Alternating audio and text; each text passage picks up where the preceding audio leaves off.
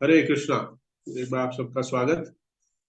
श्रीमद् भागवतम के चौथे स्कंद के चौथे अध्याय के सती द्वारा शरीर त्याग का 18 और 19 नंबर श्लोक। तो मैं 19 नंबर श्लोक का एक बार अनुवाद पढ़ना चाहूंगा। दूसरों की आलोचना करने से श्रेयस्कर है कि अपना कर्तव्य निभाया जाए। बड़े बड़े दिव्य पुरुष भी कभी कभी वेदों के विधि विधानों का उल्लंघन कर देते हैं, क्योंकि उन्हें अनुसरण करने की आवश्यकता नहीं होती। ठीक उसी प्रकार जैसे कि देवता तो आकाश मार्ग से विचरते हैं, किंतु सामान्य जन धरती पर चलते हैं। दूसरों की आलोचना करने से श्रेयस्कर है कि अपना कर्तव्य निभाया जाए। हमें बार बार बहुत सुंदर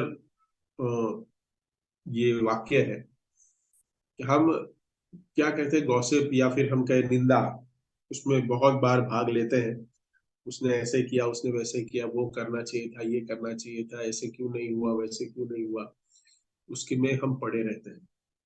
क्योंकि यहाँ बहुत सुंदर तरीके से बताया जा रहा है कि श्रेयस्कर वही है कि हम हमारा जो कर्म है उसको ठीक से निभाए। सो अ, यहाँ पे जो जो विशेष रूप से ये संदर्भ जो आ रहा है, ये जो चल रहा है, ये क्या चर्चा हो रही है आप सबको पता है। लेकिन मैं थोड़ा सा बता दूं कि जो कुछ भक्त लोग जुड़े हैं वो सिर्फ थर्सडे को जुड़ते हैं।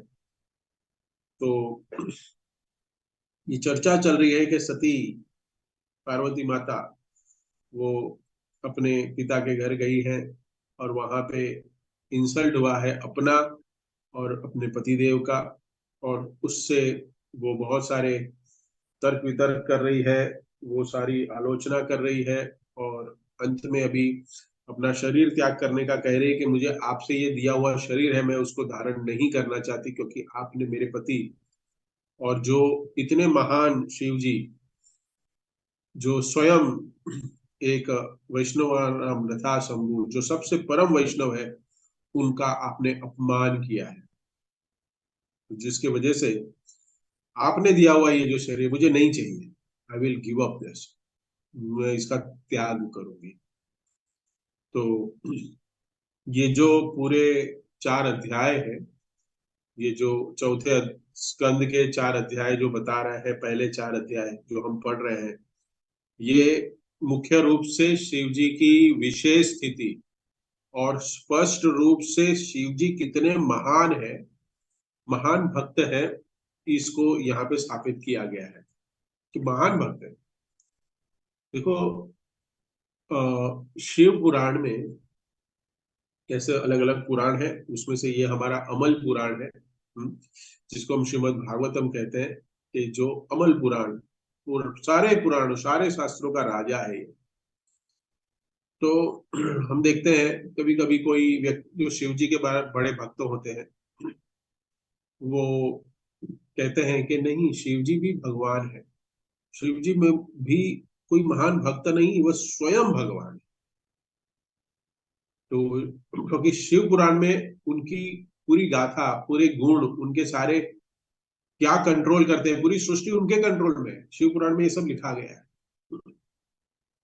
तो जो शिव भक्त हैं, हम भी शिव भक्त हैं, लेकिन हम शिव भक्त उनके भक्ति के भक्त हैं, कि वो क्या भक्ति करते हैं, उनके भक्त हैं। क्योंकि भगवान शिव भी कैलाश पर्वत में भगवान श्री रामचंद्र, भगवान Shri supreme person of godhead की आराधना करते रहते। लेकिन शिव पुराण में लिखा गया है, कहा गया है, पूरा शिव पुराण में, उनमें पूरे सिर्फ और सिर्फ शिव जी को ही भगवान, इस सृष्टि के रचयिता, इस सृष्टि का सब कुछ लालन पालन, सब कुछ भगवान शिव जी द्वारा हो रहा है, वैसा वर्णन किया है। तो प्रश्न उठता है कि फिर अगर शिव पुराण है, इतने सारे शास्त्र है, क्या वो कंट्रोवर्शियल है? क्या वो लिखा है यहाँ पे तो भगवान श्री कृष्ण सर्वोपरि है, सब कुछ है, यहाँ पे हमें बताया जा रहा है, ब्रह्मा जी भी स्तुति कर रहे हैं भीष्म पितामह स्तुति कर रहे, कुंती महारानी स्तुति कर रहे, गजेंद्र स्तुति कर रहे, सब लोग स्तुति भगवान श्री कृष्ण की कर रहे। तो इसका उत्तर ये है कि हर एक युग में, मनवंतर में भगवान अलग अलग लीलाएं करते हैं।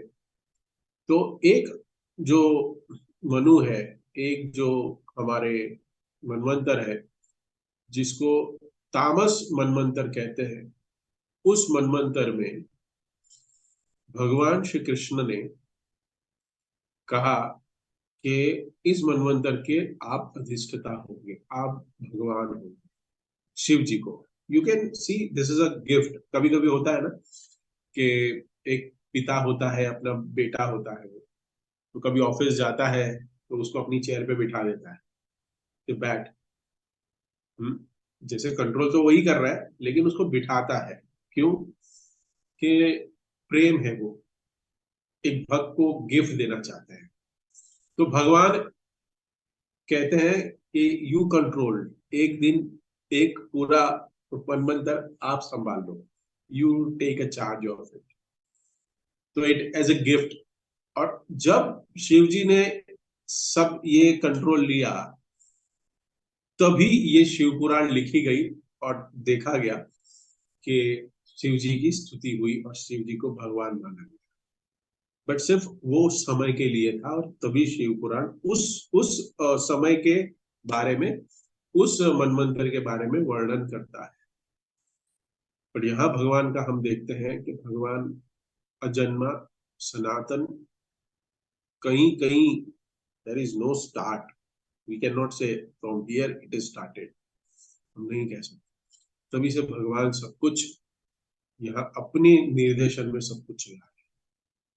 तो ये समझना बहुत जरूरी है। और ये अध्यायों में, चारों अध्यायों में महत्वपूर्ण जो एक विषय है, वो है भगवान शिव की गाथा, भगवान शिव की गुणगान करना, भगवान शिव की क्या ये कहते हैं कि उनका जो पद है, उनकी स्थिति है, उसको समझना। तो तो यहाँ पे ये आवश्यकता है कि ये समझना, क्योंकि भागवत में क्या बताया गया है। भागवत के पहले ही दो श्लोकों में हम देख रहे हैं कि भागवत जो है, भागवत बता रहा है कि धर्म धर्म प्रोजित कैतव अत्र परमो निर्मत्सराणाम सताम। ये सताम धर्म सिखा रहा है हमें। ये जो सताम धर्म है, जो भागवत स्थापित कर रहा है, ये जो परम धर्म है, ये परम गुह्य भी है, ये सीक्रेट है। भगवत गीता में भगवान बता रहे हैं, इति गुह्यतमम, गुह्यतम, राज विद्या राज गुह्यम, यह गुह्य विज्ञान है। हे अर्जुन, मैं तुम्हें बताने जा रहा हूं। और इसकी चाबी क्या है? ये जो लॉक लगा हुआ है, ये ज्ञान का, भागवत का, कि किताबें तो सबके पास है ना। हाँ, लाखों करोड़ों में किताबें हम बांट रहे हैं, सबके घर में किताब है।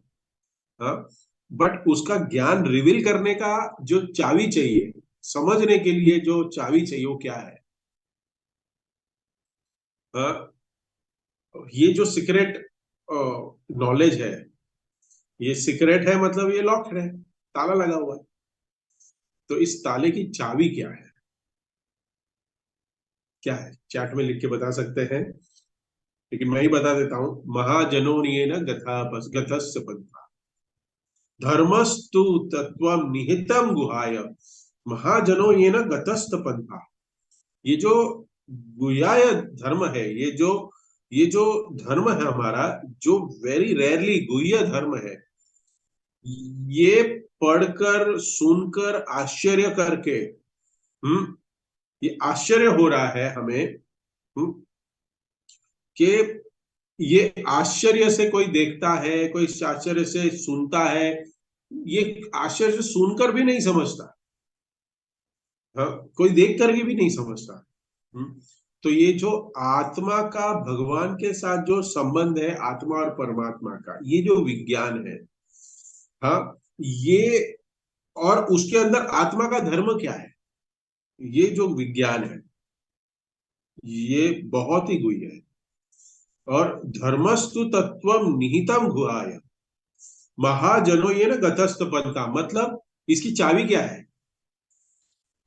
कि महाजनों के पद का अनुसरण करके, हाँ, उनके पदों का अनुसरण करके ही ये हम ताला खोल सकते हैं, ये नॉलेज रिवील होता है हमारे हृदय में। तो ये बहुत जरूरी है समझना हमें कि भक्तों की सेवा वो भगवान से ज्यादा श्रेष्ठ है।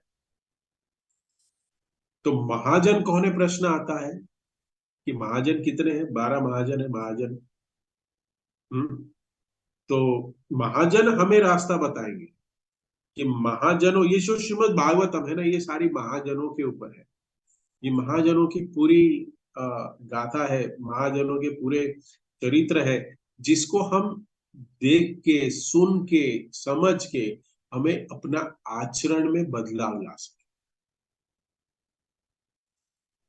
ये जो गुह्यतम जो खजाना है, गुह्य जो अगर हम कहें, ये जो नॉलेज है, जैसे भगवान भगवत गीता में भी कहते हैं, एक बार श्रीमान राधेश्याम प्रभु बता रहे थे कि भगवान ने भगवत गीता में भी जो सीक्रेट नॉलेज है वो बीच वाले अध्यायों में दिया है, 7 to 12, वो जो सीक्रेट है। और ऊपर के जो है वो लेयर है, क्योंकि सैंडविच में भी अगर हम देखते हैं तो वो सैंडविच ऊपर ब्रेड है नीचे ब्रेड है, लेकिन मेन क्या है, अंदर फीलिंग क्या है, इंपॉर्टेंट वही है जो उसको प्रोटेक्ट करती है।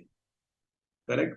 तो उसी तरह जो बीच के अध्याय है, जो 7 से 12 अध्याय, वो 100% कह सकते हैं हम लोग कि वो सबसे बड़ा ज्ञान है। उसमें बहुत सारे अच्छे श्लोक आते हैं, जिसमें चतुर्श्लोकी भगवत गीता भी है, 10th चैप्टर में हम पढ़ते हैं, सुनते हैं।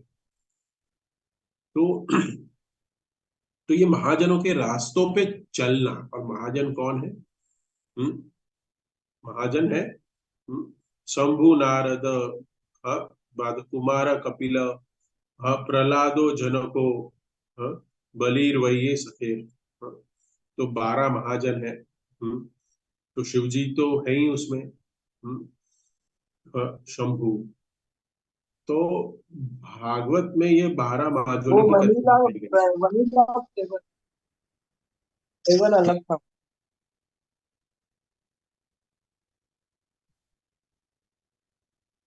ये 12 महाजनों की कथा बताई गई है, जिससे हम ये गुह्य ज्ञान को, ये कथा, ये गुह्य नॉलेज को हम समझ सके और इन महाजनों का अनुसरण कर सके।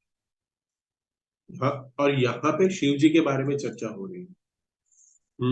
भीष्म पितामह, बलि महाराज, सुखदेव गोस्वामी, मनु, जितने प्रकार के मनु है अलग अलग, प्रहलाद महाराज, यमराज, तो ये सारे पूरा भागवत ये महाजनों की कथा है।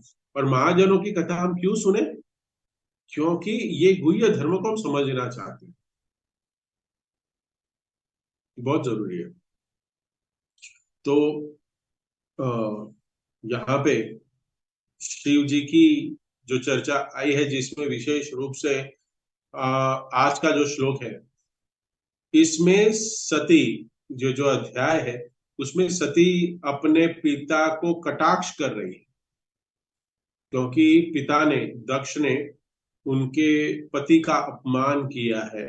और सती अपने पति के अपमान और अपने पति के सम्मान को बनाए रखने के लिए कटाक्ष कर रही है। क्या हम शिव जी के अस्तित्व को आप नहीं जानते?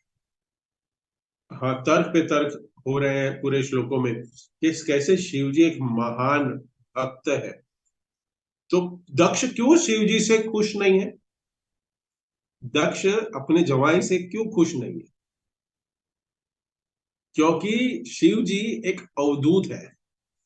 उनके पास ना कोई गाड़ी है, ना कोई बंगला है, ना कोई प्रॉपर्टी है। हाँ? और उसके साथ साथ कोई वेदों के नियम को पालन भी नहीं करते। जिसको हम गंदी वस्तु समझते हैं, हाँ, जिसको हम अशुभ समझते हैं, वो शिव जी अपने शरीर में धारण करते हैं। मृत कंकाल हो, जलाए हुए शव की राख है, हाँ, ये सब धारण करते हैं।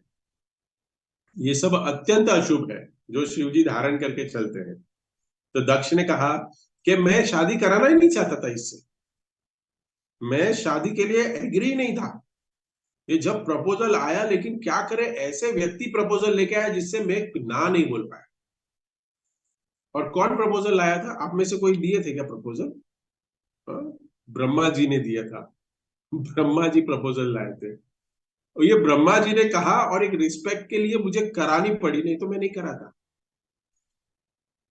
यहाँ पे देखो कि ये जो दक्ष है वो ब्रह्मा जी को भी कोस रहा है, अपराध कर रहा है ब्रह्मा जी के भी चरणों में। तो ये जो लक्षण है ना, ये भौतिक भोगी वाले लक्षण है व्यक्ति के। तो भोगी जो व्यक्ति होता है उसको एक ही चीज अपने जीवन में इंपॉर्टेंट लगती है, और वो है अपना भोग। अपना जो है उसको अच्छे से संभाले। हम्म ये भोग करने की लालसा उसको होती है, जो भोगी होता है बहुत। देखो कंस हम देखते हैं, ये ऐसे जो भोगी लोग होते हैं, उसको कोई परिवार और किसी से कोई देना नहीं होता।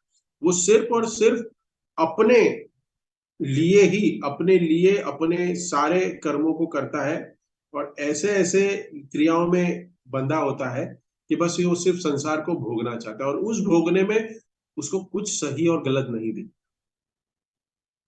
हम कंस का उदाहरण देखते हैं। अपनी अपनी सगी बहन को मारने निकल गया। और यहाँ पे दक्ष के केस में भी हम देख रहे हैं। चाहे वो दामाद हो, पिता हो, हाँ, कुछ नहीं देखता। वो सारे कटाक्ष, सारे ऑफेंसेस कर रहा है, क्योंकि उसके मान और सम्मान के अगेंस्ट है। शिव जी सिर्फ खड़े नहीं हुए। अरे खड़े नहीं हुए तो तुम्हारी कहाँ पोजीशन जो है, वो पोजीशन कहाँ गिर गई? ऐसा हुआ कि बैंक बैलेंस कम हो गया? या वो अपनी पोजीशन से नीचे गिर गया? नहीं। लेकिन इसको लगा कि वो व्यक्ति क्यों नहीं पड़ा, जितने खड़े हुए उसका उसको आनंद नहीं है, जितने महानुभाव खड़े हुए उसके आदर में, वो उसको नहीं दिखता। लेकिन जो एक व्यक्ति नहीं खड़ा हुआ वो देख रहा है। हमारे साथ भी ऐसा ही है ना। व्यक्ति के हजारों गुण हैं जो अच्छे हैं, लेकिन हम वो एक गुण को देखते रहते हैं और उसके ऊपर जज करते हैं कि इसने ऐसा किया था उस दिन। अच्छाई हमें नहीं दिखती, क्योंकि अच्छाई का चश्मा हम पहनते ही नहीं। हर एक व्यक्ति में हम दोषारोपण देखते हैं, हम दोष देखते हैं कि उसने क्या अच्छी वस्तु की, वो नहीं देखते। लेकिन क्या श्री प्रभुपाद इस कृतज्ञता के एक बहुत बड़े उदाहरण है। प्रभुपाद हमेशा हरेक भक्त को, हरेक, जो छोटा से छोटा हो या बड़े से बड़ा भक्त हो, उनको मान सम्मान और उसको रिस्पेक्ट और उसके अच्छे गुण को देखते थे, क्योंकि वो महानुभाव है, प्रभुपाद है। और वो अपने आचरण से हमें सिखाना चाहते हैं, लेकिन हम क्या करते हैं? ये दक्ष है हम, कंस है हम। आपका पता नहीं, मेरा तो बात नहीं। यहाँ पे दक्ष कह रहा है, मैंने क्या क्या मेरे हुआ कि मैंने अपनी बेटी की शादी इस अवधूत उसके साथ कर दी। हम्म कि मेरा जवाई ऐसा है। हाँ, दक्ष इतना बड़ा व्यक्ति है, इतना ऐश्वर्यवान, इतना भौतिक भोगों में लगा हुआ है, और कोई पूछे आपके जवाई के पास क्या है? रोल्स रॉयस है? गाड़ी है, बंगला है? कुछ नहीं है। आपकी बेटी को कैसे रखा हुआ है, देखो क्या जवाई। आपको कोई प्रपोजल आता है, ठीक से तो आप ले लो, जरा देखो, जचो। हम्म लेकिन क्या करें? हम्म कि कि जो दक्ष है अपमान कर रहा है शिव जी का, बार बार बार बार, और सती से सहा नहीं गया। और सती ने कहा कि जो महान लोग होते हैं, जो आज का श्लोक है, सती कहते हैं कि जो महान लोग होते हैं उनका आचरण की नकल नहीं करनी चाहिए, उनकी उपेक्षा भी नहीं करनी चाहिए। लेकिन महान जो लोग हैं, जो महान व्यक्ति होते हैं, वो जो महान व्यक्ति कहने का मतलब वो महात्मा गांधी की बात नहीं कर रहा हूं मैं, जवाहरलाल नेहरू की बात नहीं कर रहा हूँ, कोई ऐसे फ्रीडम फाइटर की बात नहीं कर रहा हूँ कि मेरा भारत महान। हाँ, मेरा भारत महान है। हाँ? अगर उस भारत में रह के अगर हम संस्कृति, हमारे सनातन धर्म, हमारी शिक्षा, हमारे शास्त्रों का अगर हम यज्ञ यजन पठन पाठन को ठीक से निभाते हैं तो ये महान है। क्यों? क्योंकि ये महान भारत देश में रह के हम ये महान जो महाजन है, महान महाजन है, उनकी कथा सुन के हम अपने आप को इस जन्म मृत्यु जरा व्याधि के चक्कर से निकाल सकते। लेकिन हम क्या कर रहे हैं? हम तो पाश्चात्य देश को फॉलो करेंगे भाई। हम तो पाश्चात्य वेस्टर्न, हाँ, कोई ईस्टर्न में नहीं जाना चाहता, सब वेस्टर्न कंट्री को फॉलो करना चाहता, पीछे जाना चाहता। एक भक्त बता रहे थे कि ये जो वेस्टर्न है वो हमारे से पीछे है। उसका सूर्योदय पीछे होता है, डेट पीछे होती है उनकी, डेट पीछे है उनकी। तो हम उनके, हमें आगे बढ़ना चाहिए ना। हम आगे क्यों नहीं जाते? हमें पीछे जाना है, कोई फार ईस्ट में नहीं जाता। हम्म। और कहते हैं कि जो ईस्ट है, ये जो कलकत्ता और वो जो हमारी ईस्ट साइड की भारत की बॉर्डर है, वो that is a far east, means ये एक लाइन है जहां पे सूर्योदय हो रहा है। वो ऐसा था, लेकिन वो फिर वो लाइन और आगे चली गई, वो हिस्ट्री है, उसके बारे में हम चर्चा नहीं करेंगे। लेकिन हमें ये समझना है कि हम इस महान भारत देश में है। भगवान चैतन्य महाप्रभु कहते हैं चैतन्य चरित्र, भारत भूमिले जन्म भइलो सार, जन्म सार्थक करी कर परोपकार। भारत भूमि में हमारा जन्म हुआ है। सबसे इंपॉर्टेंट ये हमारा गुण है कि हमने गए जन्म में क्या ऐसे कर्म किए थे कि हमारा जन्म यहाँ हुआ। और यहाँ होने के बाद भी कृष्णा कॉन्शियस श्री प्रभुपाद की संस्था के साथ जुड़ गए, जो ऑथोराइज्ड है और सिर्फ एकमेव ऐसी संस्था जिसमें हमें सच में ज्ञान प्राप्त हो रहा है कि कैसे हम भगवत धाम जा सके। इसका हमें लाभ उठाना चाहिए। तो जो महान भक्त होते हैं उनकी उपेक्षा नहीं की जानी चाहिए। और वो भी कैसे? उनके एक्सटर्नल जो दिख रहा है उनके गुण, उससे उपेक्षा नहीं कर सकते, उनके अपराध नहीं कर सकते। एक तो अपराधी नहीं करना चाहिए, एक तो अपराधी नहीं करना चाहिए। You can lock that, nobody can unmute, that is a function in this. So उनको एक्सटर्नली जज नहीं करना चाहिए। जैसे शिव जी को दक्ष जग जग रहे, तो यहाँ पे वैष्णवेर क्रिया मुद्रा देखिए ना बुझा है। तो वैष्णवों की क्रिया जो मुद्रा है, उसके अपनी अपनी अल्प बुद्धि से नापने का प्रयास नहीं करना चाहिए, नहीं। तो यहाँ सती वो बता रही है, उदाहरण के यहाँ के लिए यहाँ कह रही है कि जिस प्रकार देवी देवताओं आसमान में चलते हैं और इस पृथ्वी के धरातल के जो व्यवधान है, उसको उसको उसको उसको कोई लेना देना नहीं होता है। जैसे अगर मैं कहूं व्यवधान मतलब क्या है आपको पता है? If you wanted to go to Mayapur, धाम में जाने की बात करेंगे, अमेरिका जाने की बात हम नहीं करेंगे। धाम में अगर जाना है खास करके, क्योंकि उसमें बहुत बहुत सारी है ना, कहते हैं कि बहुत सारी तपस्या है। आजकल तो पता नहीं, प्लेन में उड़ते हैं, वहां से गाड़ी में बैठते हो पहुंच जाते हैं। लेकिन अगर एक सामान्य व्यक्ति, वो क्या करेगा बताइए? घर से निकलेगा, ऑटो पकड़ेगा,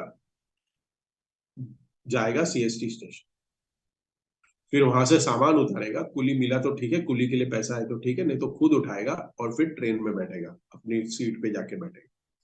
फिर पूरे 36 आवर्स वो ट्रेन में जर्नी करेगा। फिर वहां से उतर के हावड़ा स्टेशन उतर के वो जाएगा कहाँ? ऑपोजिट साइड में, दूसरे साइड में, जहां से लोकल ट्रेन जैसी दिखने वाली ट्रेन मिलती है, जो नवद्वीप स्टेशन जाती है। हाँ, उस नवद्वीप वो ट्रेन में बैठेगा अपना सामान लेके। फिर वो ट्रेन लोकल, अपनी बॉम्बे की कैसी लोकल है वैसी ट्रेन है वो। फिर वो ट्रेन से नवद्वीप स्टेशन उतरेगा, नवद्वीप स्टेशन से वापस इलेक्ट्रिक रिक्शा लेके वो घाट पे जाएगा, जहां से गंगा नदी और हमें घाट पार कराएंगे। फिर वो मायापुर में उतरेगा, फिर वहां से वापस इलेक्ट्रिक रिक्शा पकड़ेगा। फिर अगर वो गेस्ट हाउस उसका बुक है, उस गेस्ट हाउस में जाएगा और उसपे उसको पूरा उसका सामान उसको उठाना है। ऐसा किसी ने ट्रैवल किया है? मायापुर गए हो? ऐसा किसी ने ट्रैवल किया है? नहीं किया था। हाँ, आजकल तो हम सीधा फ्लाइट पे जाते हैं, वहां से टैक्सी में बैठते हैं और सीधा टैक्सी फ्लाइट एयरपोर्ट से सीधा पहुंच जाते हैं गेस्ट हाउस। लेकिन ये बीच के विधि विधान, ये इतने सारी तपस्या है। तो हम क्या देख रहे हैं कि देवी देवता है। जैसे और एक उदाहरण है, हम गाड़ी में चल रहे हैं, हम कार में चल रहे हैं, हम सिग्नल पे खड़े हैं, लेकिन ऊपर से जो विमान जा रहा है वो तो नहीं खड़ा है, हेलीकॉप्टर जा रहा है वो नहीं खड़ा है, उसको खड़ा नहीं होना है। तो यहीं पे ये तत्व का यहाँ पे पता चल रहा है कि उस विमान में जाने वाले व्यक्ति को, उस महान व्यक्ति को, वो सिग्नल, जो रोड का जो खड्डे हैं, सिग्नल है, वो उसको कोई रोक टोक नहीं कर सकता, उसको उसका कोई लेना देना नहीं, वो उसको नहीं रोक सकता। वैसे ही जो महान भक्त है, महान भक्त है, वो विधि विधानों को पालन ना करे, वेदों के विधि विधान को पालन ना भी करे, तो भी चल जाता है, क्योंकि वो महान है। इस पृथ्वी पे भी जो हम देख रहे हैं कि जो धनी व्यक्ति होता है, वो ऐसी पृथ्वी के व्यवधानों का, जैसे मैंने बताया, उसको उसको उसको नहीं पालता है, उसको नहीं करने की जरूरत, क्योंकि उसके पास धन है। क्यों? क्योंकि शक्तियां हैं उसके पास, उसके पास धन है, शक्ति है। वो नियम जो है उसके लिए कार्य नहीं करते, जो सामान्य व्यक्ति के लिए कार्य करते हैं। तो उसी तरह शिव जी ये नियमों के अधीनस्थ नहीं है, जो नियम हम पालन करते हैं, जो हम भक्त हैं, जो भक्त बनने की कोशिश कर रहे हैं, मेरी बात कर, जो हम भक्त बनने की कोशिश कर रहे हैं, जो नियम हम पालन करते हैं वो शिव जी को पालन नहीं करना। जो सामान्य पालन करते हैं, तो नकल नहीं करनी चाहिए। जैसे अभी अभी हम देखते हैं, शिवरात्रि में देखा, सब लोग क्या कर रहे हैं, हाँ, अलग अलग वस्तुओं का सेवन कर रहे हैं। मैंने तो एक पूना में एक फोटो देखा, शिवरात्रि में कितने अधम लोग हैं। वो क्या कहते हैं, वो चिलिम बोलते हैं ना उसको, पता नहीं, वो एक एक एक सिलेंडर टाइप होता है, और वो इसको चिलम। ऐसा पकड़ते हैं। हाँ, चिलम। चिलम चिलम। वो ऐसा पकड़ते हैं वो, और शिव जी का फोटो है ऐसा, शिवरात्रि के फ्लैग्स बैनर में ऐसे छापा है, और शिव जी ऐसे कर रहे हैं, और उसका शिवरात्रि का फोटो बैनर छापा है। मैंने जब देखा, मुझे बहुत सॉरी लगा कि इस लोगों को कौन सिखाएगा। अधम स्थिति में है। ये क्या है, उनको करना है, इसके लिए शिव जी को पकड़ाए बैठे कि आप करो तो हम भी करेंगे। तो इसलिए नकल नहीं करना चाहिए ये महान लोगों का। ये जो महान लोग होते हैं, उनकी तुलना यहाँ पे की गई है सूर्य से। तात्पर्य में सूर्य में की तुलना की गई है शिल प्रभुपाद ने। तो सूर्य की किरण जब किसी नाली कचरे में पड़ती है, तो सूर्य की किरण दूषित नहीं होती। कहीं मल मूत्र पड़ा है तो सूर्य की किरणें पड़ती है तो वो जगह शुद्ध हो जाती है। लेकिन सामान्य व्यक्ति उसको साफ करने का प्रयास करेगा तो वो दूषित हो ही जाएगा ना। उसकी दूषित होने की संभावना है, लेकिन सूर्य की दूषित होने की संभावना नहीं है, क्योंकि वो महान है। तो जो महान व्यक्ति है उसमें दोष नहीं ढूंढना चाहिए, क्योंकि अपनी तुच्छ बुद्धि, अपनी अधम बुद्धि से हम देखते हैं, वो हमें जो देखते हैं वो वैसा नहीं होता। यहाँ पे उल्लेख वही हो रहा है कि सामान्य लोग हैं जो विधि विधानों का पालन करते हैं, और कुछ लोग हैं जो महान है, जिसके ऊपर वैदिक विधि विधानों का नियम नहीं लागू होता। ये दो कैटेगरी है। टोटल भगवत गीता में 4 स्तर बताए गए लोगों के, 18वें अध्याय में है। ये बहुत डिटेल में है, लेकिन मैं आपको ऊपर ऊपर बताऊं। एक स्तर जो है कि जो लोग अपना अपना स्वधर्म करते हैं, स्वधर्म की बात है। यहाँ पे स्व एव धर्म न परम शिपेक्षित, शिपे स्थिता। अपना अपना धर्म करना चाहिए, दूसरे के धर्म में टांग नहीं अड़ानी चाहिए। वो ऐसा करेगा वैसा मैं करूंगा, अरे वो ऐसा कर रहा है, मैं उसकी जगह पे होता तो मैं ऐसे कर देता, वो ऐसे कर देता। हाँ, इसमें पढ़ना नहीं चाहिए। अपना अपना स्वधर्म है, अपना अपना स्वभाव के अनुसार हमें कार्य करने चाहिए, प्रकृति ने किया गया है। अपना स्वभाव जो प्रकृति ने हमें बना के दिया है, तो वो स्वधर्म को हमें अच्छे से पालन करना चाहिए। हाँ, और क्षिपे स्थित, दूसरे से ईर्ष्या नहीं करनी चाहिए, आलोचना नहीं करनी चाहिए कि मैं महान हूं, मैं मेरी ऐसी स्थिति नहीं होनी चाहिए, उसकी स्थिति ऐसी नहीं होनी चाहिए, मैं उस पद के लिए योग्य हूँ, हाँ वो उस पद के लिए योग्य नहीं है, मैं तो ब्राह्मण हूँ, ये हूँ। इस काश मैं इस स्थिति में परिस्थिति में पैदा हो जाता तो मैं ऐसे कर देता, मैं वैसा कर देता, बहुत सारे तर्क वितर्क है। तो तो स्वधर्म करना चाहिए जिस परिस्थिति में हम हैं। और कहते हैं भगवान अर्जुन को, इस वेदों से ऊपर उठो, इस वेदों को छोड़ दो, ये तुम्हारे लिए नहीं है, ये भक्त के लिए नहीं है एक वैदिक विधि विधान। ये वेदों का नियम भक्त के लिए नहीं है, वो भी कौन से भक्त, हमारी बात नहीं चल रही है, नहीं तो आप लोग सब बोलोगे हम तो भक्त है इसलिए हमारे लिए बोल रहे हैं, नहीं। महान, जो जो ऐसे स्थिति में पहुंच गए हैं, जो न सोचती न कांक्षती,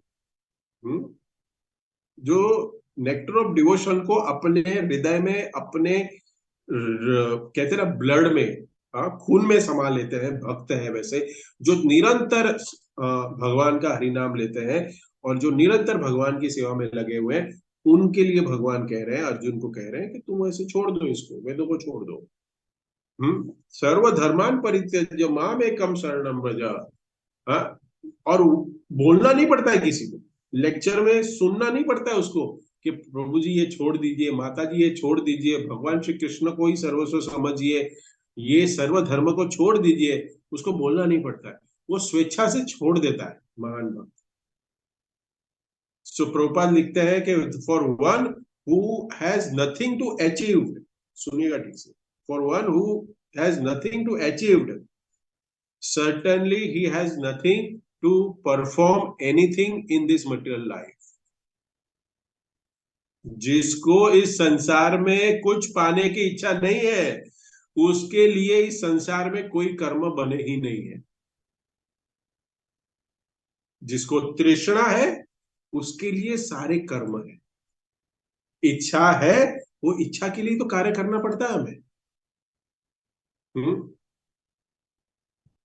तो तो ये जो स्थिति है ये बहुत जटिल है समझ पाना। दक्ष के लिए जटिल था ही, लेकिन ये कृष्ण के लिए भी जटिल हुआ। दक्ष शिव जी की स्थिति को नहीं समझ पाए, लेकिन अगर मैं कहूं भगवान श्री कृष्ण भी नहीं समझ पाए भक्त की स्थिति, शिव जी की स्थिति, या हम कहें एक भक्त की स्थिति, क्योंकि शिव जी तो भक्त है, तो आश्चर्य होगा आपको, होगा ना। अरे भगवान श्री कृष्ण भी नहीं समझ पाए ये जो दिव्य स्थिति है, वो कैसे भक्त व्यवहार करती है, भक्त कैसे व्यवहार करता है इस स्थिति में, वो भगवान श्री कृष्ण को भी नहीं समझ में। कैसे कैसे भाव प्रकट होंगे किस स्थिति में, वो भगवान श्री कृष्ण भी नहीं समझ पा रहे। तो कृष्णराज कविराज गोस्वामी कहते हैं कि स्वयं कृष्ण भी अब अंत लीला के अध्याय 18 में श्लोक संख्या 16 से शुरू होता है। इस इस चैप्टर का नाम है rescuing the lord from the sea. Chaitanya Mahaprabhu समुद्र में छलांग मार देते हैं, संकीर्तन चल रहा है और अचानक से वो डिसअपियर हो जाते हैं और समुद्र में छलांग लगाते हैं। तो चैतन्य महाप्रभु, वो जो स्थिति है इस जो चैप्टर में बता रहे हैं कि हमें तो पता ही है कि चैतन्य महाप्रभु एक भक्त का भाव देखने के लिए, भक्त क्यों मेरी भक्ति में इतना आनंद ले रहा है, उस भाव को ग्रहण करने के लिए, उस भाव का आनंद लेने के लिए स्वयं राधा रानी के रूप में, क्योंकि देखते हैं कि राधा रानी इतनी क्यों मेरी सेवा करी, उसको क्या आनंद का भाव आनंद क्या मिल रहा है। तो चलो, तो राधा और कृष्ण का जो मिलन है, जो राधा और कृष्ण का दोनों के भाव है, उस भाव को लेके भगवान श्री चैतन्य महाप्रभु इस धराधाम पे हमें भक्त कैसे होना चाहिए वो सिखाने के लिए आए, प्रकट हुए स्वयं। तो मैं पहले भी लेक्चर में बता चुका हूं कि ऐसे पूरे ब्रह्मा जी के 12 घंटे में चैतन्य महाप्रभु सिर्फ एक ही बार आते हैं, दूसरे कलयुग में गौर नारायण के रूप में आते हैं, सिर्फ एक ही बार आते हैं। और भगवान श्री कृष्ण भी द्वापर में एक ही बार आते हैं पूरे 12 घंटे ब्रह्मा जी में। उसमें। और वैसे चैतन्य महाप्रभु आए और उनकी क्रिया मुद्रा, उनके चैतन्य महाप्रभु की क्रिया को कोई नहीं समझ सकता, भक्त भी नहीं समझ सकता। तो ये जो प्रेम भाव है भगवान श्री कृष्ण के प्रति भक्त का, वो भगवान श्री कृष्ण ही नहीं समझ पाते कि ये क्या भाव है। इसलिए चैतन्य महाप्रभु स्वयं इस धर तो ये इस भावों का संपूर्ण आस्वादन करने के लिए, भक्त की भूमिका अंगीकार करने के लिए चैतन्य महाप्रभु है। भक्त बनकर क्या है, भक्त को समझने के लिए भक्त का क्या क्या भाव है उनको भी आकर्षण होता है, तो मैं भी तो महसूस करूं। तो दक्ष को की क्या बात है कि दक्ष शिव जी की स्थिति को नहीं समझ पाया, भगवान स्वयं अपने भक्त की स्थिति को नहीं समझ पाया। भगवान श्री कृष्ण की बात हो रही है, सामान्य व्यक्ति का छोड़ दो, भगवान श्री कृष्ण दक्ष नहीं समझ पा रहे। इसलिए इतनी जटिल चीज है ये कि कृष्ण का प्रेम, कृष्ण का प्रेम, कृष्ण की कथा भक्तों को नचाते हैं और स्वयं भी नाचते हैं। इसी तरह तीनों ही एक स्थान पे नाचते हैं। कृष्ण प्रेम भक्तों को भी नचाता है, कृष्ण को भी नचाता है, और सब साथ में नाचते हैं। जो व्यक्ति कृष्ण के प्रेम के गायनों का वर्णन करना चाहता है, वो उस बौने के समान है जो आकाश में स्थित चंद्रमा को पकड़ने का प्रयास कर रहा है। उस स्थिति को तर्क से समझना, संवाद से समझना, दर्शन से समझना, ये सब बेवकूफी है। ये जो बौना व्यक्ति है वो चंद्र को पकड़ सकता है, चंद्रमा को पकड़ने का प्रयास कर रहा है, लेकिन वो विफल है, वो प्रयास उसका विफल है। जैसे वायु एक जल की बूंद, समुद्र के जल की बूंद को उड़ा ले जा सकती है, उसी तरह जीव कृष्ण की के कृष्ण के कृष्ण के प्रेम का सिर्फ एक कण का आस्वादन ले सकता है। एक सामान्य जीव समंदर में अगर कितनी भी हवा जोर से चल रही है, तो समुद्र को हवा उड़ा के ले जा सकती है? उठा लेगी समुद्र को? नहीं। एक दो बूंद उठा के यहां से वहां डाल सकती है, हाँ कुछ बूंदे उठा सकती है। उसी तरह से कितना भी विद्वान हो गए, कितने भी सिद्धि प्राप्त कर ली, या फिर हम कोई भी प्रकार के अलग अलग विधानों की अलग शक्तियां प्राप्त कर ली हो, लेकिन कृष्ण प्रेम नहीं स्पर्श कर सकते। ये सागर के साथ तुलना की गई है। प्रेम के उस सागर में क्षण प्रतिशत अनंत लहरें उठती है, प्रेम के सागर में अनंत लहरें उठती है, लेकिन एक बद्ध जीव उनकी सीमाओं का किस तरह अनुमान लगा सकता है? अनंत लहरें, समुद्र में एक लहर आती है, जाके देखिए जू बीच में अनंत लहरें आते रहती है, इतनी लहरें हैं, कौन गिन सकता है उस लहरों को? तो प्रेम का क्या अंत है, कितने भाव प्रकट होंगे, कितना आनंद होगा, उसका कोई अंत सीमा नहीं लगा सकता। इसलिए शिव जी एक महान भक्तों के व्यवहार को, शिव जी के और महान भक्तों के व्यवहार को आंकलन नहीं कर सकते, उसको अपने अनुभव से समझना नहीं चाहिए। समुद्र दामोदर जैसे व्यक्ति ही पूरे जान सकते हैं कि चैतन्य महाप्रभु अपने कृष्ण प्रेम में क्या आस्वादन करते हैं। जो शुद्ध भक्त है दिव्य स्थिति में, वही स्थिति को समझ सकते हैं। एक प्रभुपाद का इंसिडेंट याद आ गया। आप कहोगे ऐसे भी प्रभुपाद कार्य करते थे? ऐसा आप लोग मत करना, लेकिन शिल प्रभुपाद शिल प्रभुपाद के एक वेस्टर्न कंट्री में विजिट किए टेम्पल। वहां पे जो प्रेसिडेंट था वो जूस था। जूस पता है ना, जूस वाले, हाँ, जूस था वो प्रेसिडेंट। और कुछ भक्त लोग भी वहां थे, अंग्रेज भक्त थे, और सब वहां मंदिर को कार्य कर रहे थे। प्रभुपाद जब आए तब ये सारे कहते हैं, सारे जो भक्त थे, भक्त कम्युनिटी, वो प्रेसिडेंट की कंप्लेंट करने गए प्रभुपाद के पास। कि प्रभुपाद आपके एब्सेंस में ये जो आपने रखा हुआ प्रेसिडेंट है, किसी का भी नाम नहीं लूंगा, सिर्फ प्रभुपाद का नाम लूंगा, क्योंकि प्रभुपाद हीरो है। प्रभुपाद को सारे कॉन्ग्रीगेशन जो टेंपल का है वो प्रभुपाद के पास गए और प्रभुपाद को कहा कि ये जूस जो आपने प्रेसिडेंट रखा हुआ है, ये ऐसा करता है, वैसा करता है, वो ऐसा है, वो ठीक नहीं कार्य करता है, उसका कोई मैनेजमेंट बरोबर नहीं है, he is a useless. So Prabhupada ने का सुना, तो प्रभुपाद ने कहा yes I know they are useless, he is useless. ठीक है। और फिर ये व्यक्ति भी, प्रेसिडेंट आता है, उसको पता चल जाता है कि मेरे बारे में कंप्लेंट हुई है, क्योंकि उसने तो पता है ना कुछ पिछले दिनों में जो कुछ हुआ है।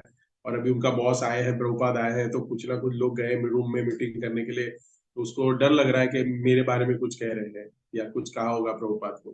तो ये प्रेसिडेंट भी जाके प्रभुपाद के जाके जाता है और प्रभुपाद को उनके अगेंस्ट कुछ कंप्लेंट करता है और प्रभुपाद को कहता है कि they are useless, they are कोई अच्छा कार्य नहीं करते, कोई इतना अच्छी सेवा नहीं करते, कुछ नहीं।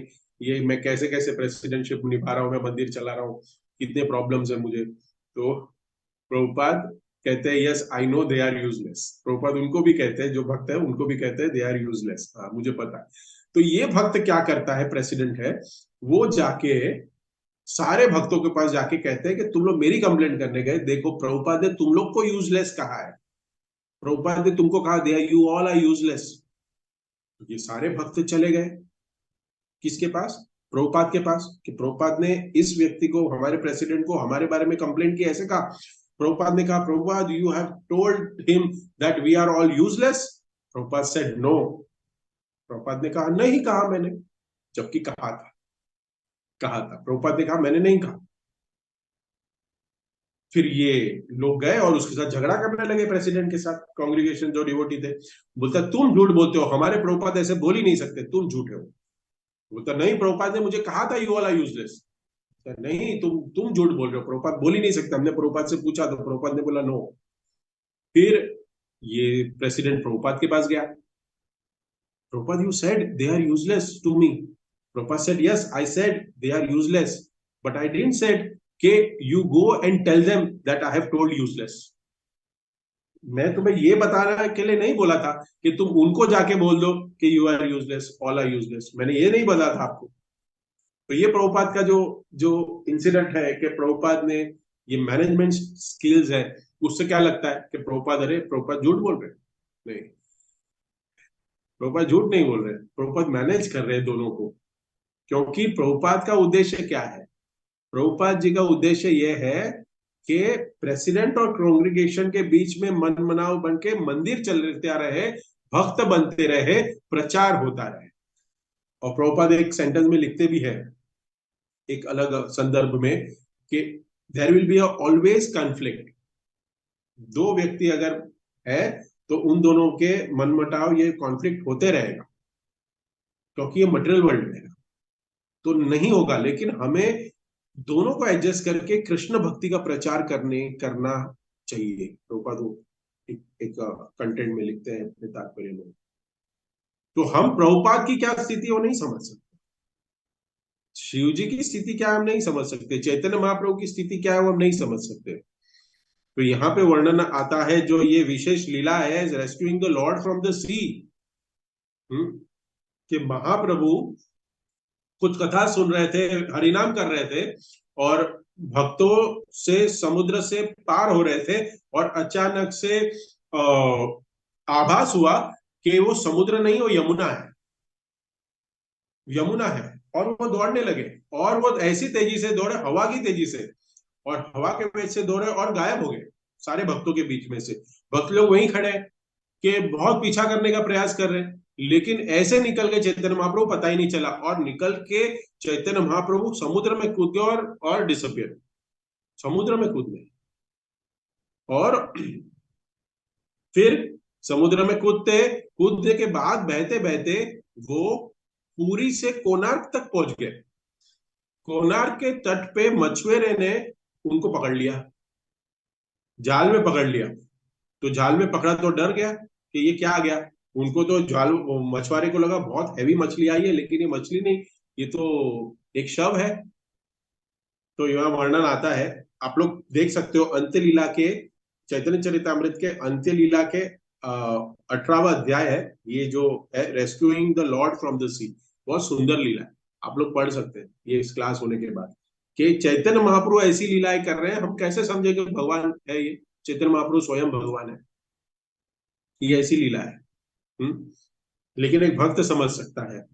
तो जो पकड़ लिया उनको, जाल में पकड़ा वो मछुआरे ने, तो देखा कि चमड़ी है लेकिन शरीर के सारे जॉइंट्स है वो अलग हो गए चैतन्य महाप्रभु के। हाँ, तो ऐसा लग रहा है कि सिर्फ हड्डियां हैं। चैतन्य महाप्रभु कभी कभी ऐसे अपने आकार को बना लेते थे कि एक ऐसे गोला बन जाते थे, वो रोमांच में पूरा गोला बन जाते थे। तो ये दिव्य शरीर स्तर की स्थिति प्रकट करते थे चैतन्य महाप्रभु। तो विभिन्न विविध भावों को प्रकट करते थे। जब जब मछुआरे ने पकड़ा तो जैसे जाल को खोल के चैतन्य महाप्रभु को उन्होंने टच किया मछुआरे ने, क्योंकि वो शरीर तो दिव्य है, तो वो मछुआरा भी हंसने लगा, नाचने लगा, पागल हो गया, वो उन्माद आ गया, उसमें रोमांच आ गया। रोमांच कंपा शुतरंग भाजो वंदे गुरु श्री चरणारविंद। हमारे में रोमांच हो रहा है, हम रोज गाते हैं, होता है। हाँ? नेत्रों से अश्रु बह रही है, भक्ति में नहीं बह रही है। हाँ, यहाँ पे चैतन्य महाप्रभु का शर स्पर्श कर दिया मछुआरे ने, और मछुआरे हरी हरी, मछुआरा हरी हरी हरी हरी करके नाचने लग गया। हम्म? तो तो ये मछुआरे को क्या लगा कि मेरे साथ क्या हो रहा है? बोलता है ये जो शव है उसको मैंने टच किया ना, तो मैं मुझे भूत ने पकड़ लिया है, घोस्ट ने पकड़ लिया है मुझे। तो वहां से भागा हो, लेकिन वो हरी हरी हरी हरी कीर्तन कर रहा है, उसको ही समझ नहीं आ रहा है कि क्या हो रहा है मेरे साथ। और भक्त लोग ढूंढ रहे हैं यहाँ पे कि कहाँ चले गए महाप्रभु, महाप्रभु कहाँ चले गए। और रात हो गई, सुबह हुई, तो ढूंढना सुबह भी चालू है। तो एक ने कहा कि एक मछुआरा नाचते हुए आ रहा है, देखो वहां से, ये भगवान का नाम हरि हरि लेते हुए आ रहा है, हंस भी रहा है, कभी रो रहा है, उसके चलने की जो जो वेग है वो कुछ अलग ही प्रकार का है, और हरि हरि हरि हरि कर रहा है। हम्म तो तो स्वरूप दामोदर समझ जाते हैं कि ये जो विकार बता रहा है, ये जो उसके जो शरीर में जो गुण प्रदर्शित हो रहे हैं, वो कृष्ण प्रेम के हैं। ये कृष्ण प्रेम है, ये स्वरूप। ये मुझे लगता है, स्वरूप दामोदर कहते हैं कि मुझे लगता है ये भगवान चैतन्य महाप्रभु से मिल के आया है, महाप्रभु से मिल के आया है। तो स्वरूप दामोदर उनको जाके पूछते कि तुम ऐसे क्यों कर रहे हो, ऐसे क्या क्या व्यवहार कर रहे हो तुम ऐसे? तो तो कहते हैं कि ये मैं मछुआरा हूं, और मैं ऐसे एक मच्छी पकड़ने के लिए मैं जा रहा था, तो मैंने मेरे जाल में एक व्यक्ति फंस गया, और वो व्यक्ति को मैंने जैसे निकाला, तो तो मेरे साथ वो व्यक्ति का भूत चढ़ गया, क्योंकि वो तो शव हो गया था। तो स्वरूप दामोदर ने कहा रुको, मैं तुम्हारा भूत उतारता हूँ, मेरे को आता है भूत उतारने, स्वरूप दामोदर जी कहते हैं। तो क्या करते हैं, तो मैं भूत उतारने वाला कहते हैं, और उसके सर पे हाथ रखते हैं और कुछ मंत्र का उच्चारण करते हैं, और 3 लाफे मारते हैं। तो चैतन्य चरित्र में लिखा हुआ है ये। हाँ, 3 लाफा मारते हैं तो उसका भूत उतर जाता है। फिर उसको पूछते हैं स्वरूप दामोदर, अभी ये तुमने जो जो तुम्हारे झाल में जो व्यक्ति फंसा था, जो शव तुम कह रहे हो, वो उसको तुमने कहाँ रखा है? मछुआरे को पूछा कि कहाँ है, कहाँ, मुझे लेके चलो। तो मछुआरा लेके जाता है उनको, पूरी टीम को, स्वरूप दामोदर और सारे अनन्य भक्त को लेके जाता है। तो वहां पे देखते हैं कि चैतन्य महाप्रभु लेटे हुए हैं वहां पे, और वहां से गूं गूं करके मुस्कुरा रहे हैं, और आवाज भी आ रही है उनसे, और महाप्रभु वहां लेटे हुए हैं। मुझे बताइए लीला को हम कैसे समझ सकते? कोई कोई एक व्यक्ति को, अगर ये जो मैंने कहा जो भक्त नहीं है, उसको अगर ये लीला हम देखें, अगर हम चैतन्य महाप्रभु की ऐसी लीला को हम सुनाए, या अगर हम उसको डिस्क्राइब करें, so will he accept Chaitanya Mahaprabhu as a supreme personality of godhead of everything? भगवान को समझ सकता है वो? ऐसे ही शिव जी को क्या हम समझ सकते हैं? क्या हम चैतन्य महाप्रभु को समझ सकते हैं? क्या हम भक्ति को जानते हैं? क्या हम कह रहे हैं कि हम भक्त बन गए हैं, हम ब्रह्मभूत स्थिति में पहुंच गए हम? ये ब्रह्मभूत स्थिति पे पहुंचने के बाद कोई भक्त बनता है? मनुष्यानाम सहस्त्रेषु कश्चित इति सिद्धये। कितने? कोई एक विरल व्यक्ति जो है वो भक्ति प्राप्त कर सकता है। तो इस तरह से चैतन्य महाप्रभु की भी अलग अलग लीलाओं से हम समझ सकते हैं कि भक्त की स्थिति समझना सरल नहीं है सामान्य व्यक्ति के लिए, और ना नकल करने के लिए योग्य है। नकल भी नहीं कर सकते। यहाँ पे दक्ष वही गलती कर रहा है और हम दक्ष हैं। हम दक्ष है, दक्ष के बारे में नहीं बताया जा रहा है। ये दक्ष को हमें दक्ष के कैरेक्टर में हम अपने को रखना पड़ेगा, और फिर हम देखेंगे कि हम कितनी निंदाएं करते हैं, हम कैसे जज करते हैं, हम एक एक व्यक्ति को कैसे जज करते हैं, एक भक्त को कैसे जज करते हैं, एक सीनियर डिवोटीज को कैसे जज करते हैं, हम गुरु को कैसे जज करते हैं। हाँ, हम नहीं कर सकते क्योंकि हमारे पास वो ज्ञान ही नहीं है। लेकिन ऐसी कथाओं को सुनने के बाद हमारे व्यवहार में कुछ परिवर्तन हो, हमारी जो भक्ति है वो बहुत सीरियस हो जाए, परिवर्तन हो हमारे व्यवहार में। क्योंकि वैष्णव का व्यवहार, अगर वैष्णव के साथ हमारा व्यवहार, एक दूसरे का वैष्णव के साथ व्यवहार अगर प्रेम घनिष्ठ होगा, तभी हम जो बड़ी बड़ी बातें करते हैं कि हम कहाँ जाना चाहते हैं, तो कोई पूछता है, भक्तों को खास पूछते हैं कि where what is your goal of your life, where you want to go. So हम क्या कहते हैं? भगवान के धाम गोलोक में जाना है। वहां पे ईर्ष्या का तो संबंध ही नहीं है, वहां तो ईर्ष्या है ही नहीं, चीज ही नहीं है ईर्ष्या जैसी। तो अगर हम इसको लेके भक्ति कर रहे हैं, इस गुण को लेके, तो हम कहाँ जाएंगे? पुनरअपि जननम पुनरअपि मरणम जननी जठरे शयनम। गारंटीड है, गारंटीड। मेरा कह रहा हूं, आप लोग कहते हैं। तो हम इस जो कथा है उससे हम शिव जी की महान स्थिति को नहीं समझ सकते। यही गलती दक्ष ने भी की, लेकिन इस कथा को सुन के हम गलतियां